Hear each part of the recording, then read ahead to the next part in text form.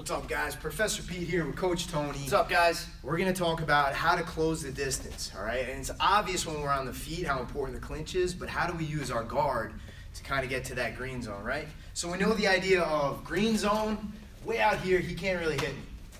Red zone, especially a guy like Coach Tony, that means feet are coming my way, punches are coming my way.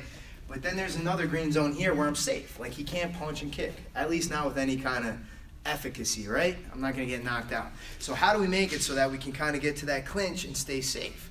Now, when we're on the feet and he's doing rock'em sock'em robots, if I just know how to kind of shell up, stay low, and close the distance, all I really have to do is make contact with his torso and get to a clinch.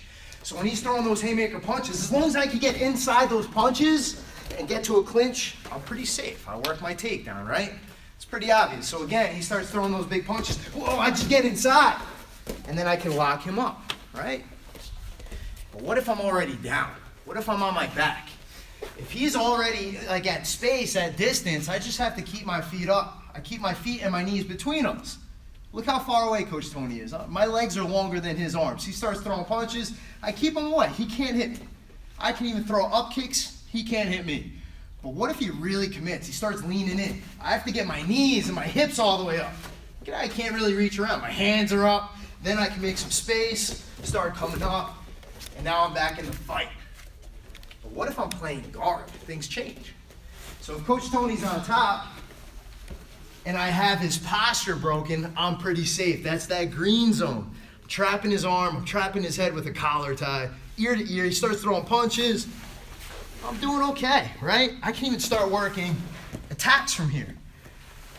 Now, sometimes he's going to have posture, and I'm going to use that against him. When he goes to throw a punch, I use my knees to pull him in, and I get to the clinch.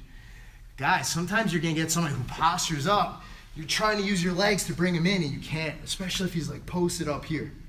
So I have to recognize that the time has come to, instead of going to that tight green zone, is to make space and go to the far green zone. Look at how I use my hips. I push off, I shrimp, I find his hips, and I get my knees in between us. So when he goes to hit me, I lift my hips. Come on, coach. He can't. I know he wants to. All right? Come on. And look what he's doing. He's leaning into me. So I climb my feet up to his chest. I can't even kick him back. I'm up. I'm fighting. And now it's my turn.